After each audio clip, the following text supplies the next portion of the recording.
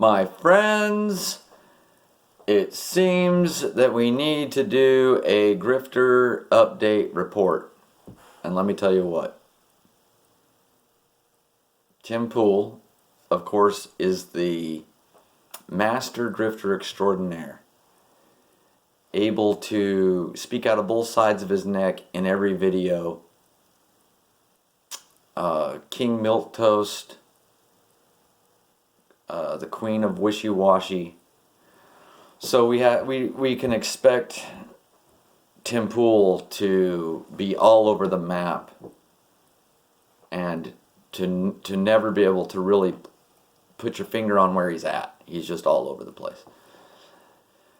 But as this situation politically marches forward, you're seeing more and more of a separation of the wheat and the chaff, if you will. Okay? Those who are able to see what I would just starkly call reality, and those who don't want to see reality. Or, better put, maybe, not just those who don't want to see reality, because that's right, that's all of the blue left in the country. But I'm also talking about like your Ramsey Pauls, like your Scott Adams, this sort of new wave of grifter. Someone who is so heavily invested in all of their rhetoric so far that they just double down, even now. But they're about to hit a brick wall. And I'm sorry that they didn't see it coming. But for those who grift at this point,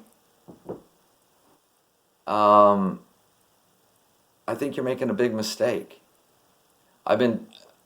I'm willing to update my thoughts at any point. I'm willing to see where I was at before, understand where I was maybe wrong, and update where I'm at without feeling like a hypocrite, without feeling like a fraud. But like Ramsey Paul's so invested, and even like, I don't know exactly where Adam Jones is right now on this situation, so I better not throw him in too hard. But I know he and Ramsey were way anti-Q-tard, okay? So they were on the anti-Q-tard tip. And now it looks like Revenge of the Q. Are they willing to update a little bit? It's also like Revenge of Alex Jones, the ghost of Alex Jones. Because wasn't he the one crying chai coms and everybody was making fun of him? Now, when I say that, I'm not saying now I'm a Q-tard. I'm not saying that now I'm an info warrior. Okay? What I'm saying is, when new information comes to light, you should be willing to accept it, even if it coincides with some kook like Alex Jones, even if it coincides with something that you think is outrageous and goes into far out conspiracy land like the Q movement. If it coincides, you've got to admit it. Okay? So, Alex and the chai coms, it doesn't mean that all of our questions and fears concerning Noahide and a certain tribe, it doesn't mean that all of those are trash.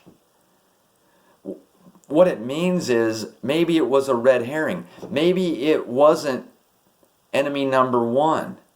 Maybe enemy number one, who we should be schooled on to this point, to at least be able to understand with what happened in Soviet or in Tsar Russia, okay, and other places that have been taken over by communism. When you see that it's big noses doing the international trick. I mean, I knew years ago that the two wings were represented by the tribe, whether it be international communists or whether it be nationalist Zionists. I've understood that for years, but I wasn't willing to accept that there might be a bigger threat directly facing us. And I'm watching Trump, rub closely with Bibi, giving him the key to the White House and all that. Well, I mean, now in retrospect, I don't think that's a big deal. And now in retrospect, I don't think that going forward there's that same concern. But I can see where I was going back. I can see where everybody was at, saying, look, they're funding this, they're funding that, they're trying to push this, they're trying to push that. Everything, right? But what again? Communist, right? They're international communist agitators, right? They were the ones that we were focusing on. Being blinded by what they were doing with the Chi-Coms. It's going to be, like I was starting to say before the election hit, it's become obvious as new information's come to light that this is a stepping stone for them. The globalism, right? So for however long we've been clued in that there's this globalist, collectivist, I mean, this goes way back with Ayn Rand, this goes way back. Collectivists, globalists, New World Order, and then trying to figure out what that means. And then everybody's got a name for it that becomes murky and confusing. Years back, we were in the dark. We were corralled almost into listening to Alex Jones. Years back. But you had some people saying it's the lizard people. You have some people saying it's the Masons. You have some people saying it's the Illuminati. You have some people saying it's the Jesuits. You have some people saying it's the Nephilim. Okay? So we went through years of that crap. And then it got more better boiled down. The disinfo sort of kooks like Alex lost face over the years. But now it seems that the situation has forced everyone to be able to see who the players are in real time. No more confusion, no more murky waters. And to also at the same time expose yourself as where you stand in line. Are you a grifter like Rabbi Ramsey Paul and Tim Pool? Or are you independently minded enough to see who's good, who's bad? That doesn't matter if it's Chinese or the tribe or Rhino Republicans or whoever. Everybody's exposing themselves right now. Doug Ducey with a Y, Doug Ducey in Arizona. He's just got a lawyer. He's on thin ice, man. He accepted the results at the same time they were having the hearings in Arizona. These people are, I don't know, they're so invested. See, they're so connected and so invested. And now what do you want to call it, okay? Throw away all the murkiness and just call it deep state? Is that good enough now? Or does that touch your anti-Q feelings too much? I mean, this seems to be what it is. White hats, black hats, whatever you want to call it. Communists, patriots. But I wouldn't call it Democrat, Republican. That would murk it up. But you see where they fall into the rest of it. Most Republicans should be regarded as patriots, I would say at this point in time. Most of them. Not all of them, most of them. Some of your Democrats may also fall into the bucket of patriots. But most of them are probably going to fall into the bucket of communist. of subversive agitator, of, right, cheating, shameless anti-Americans. So, again, this is the separation. You're involved in it. This is real time, folks. Now it's not like reaching out and speculating and is it the chimeras? I mean, now there's no more of that crap. Now it should be starkly obvious. And when I say Revenge of the Q, there's a lot going on there. If you look at the defense secretary, if you look at who he is, what he said he's done now with special operations, huge, huge. Trump fired Kissinger and Albright and the 9 other idiots, globalist idiots, advisor group or whatever they were, gone. Huge. Trump pardons Trump, or Trump pardons Trump. Trump pardons Flynn.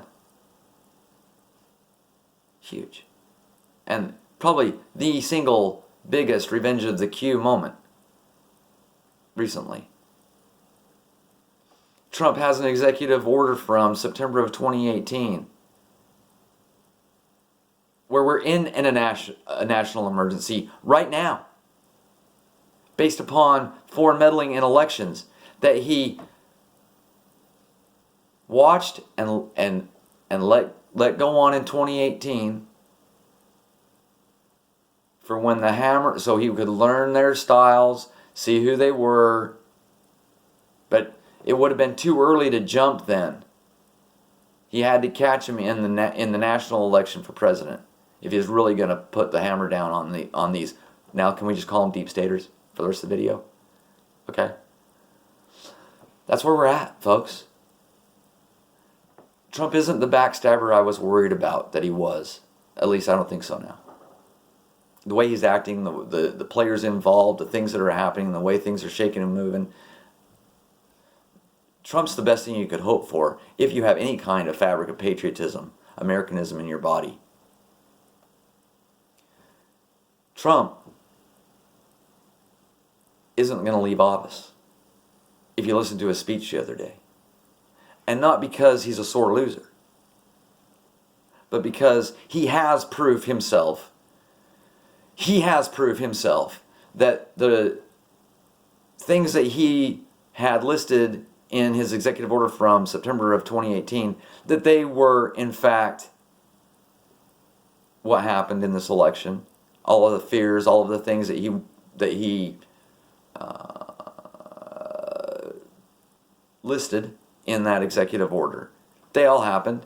He's got the proof. He's trying to get the message out right now. Like I said in my last video, this time period right now is, okay, as we inch forward, but there is a breaking point that's going to happen. There's We the People organization, there's Linwood asking Trump to do soft martial law, which we're already in the national emergency. He could flip it like this, okay? Like this, like I was saying in my last video. ABC, CBS, Twitter, all of that crap, CNN, maybe even Fox, maybe even YouTube. One day is dark. Sorry, you're not going to be able to get on Facebook, TikTok, Discord, Twitter, and interact with your idiot commie buddies to go start burning stuff down and attacking people. It's going to be shut down. Boom. You're going to reduce to your cell phone.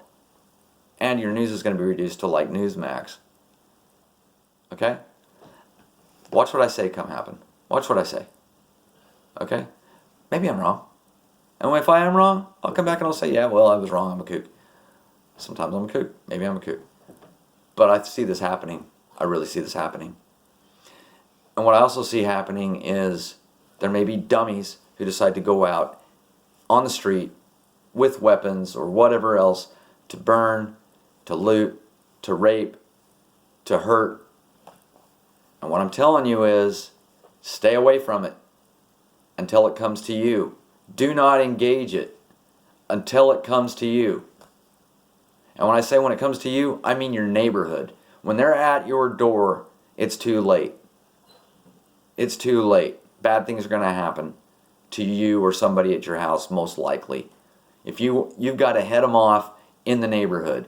Everyone knows how neighborhoods are set up.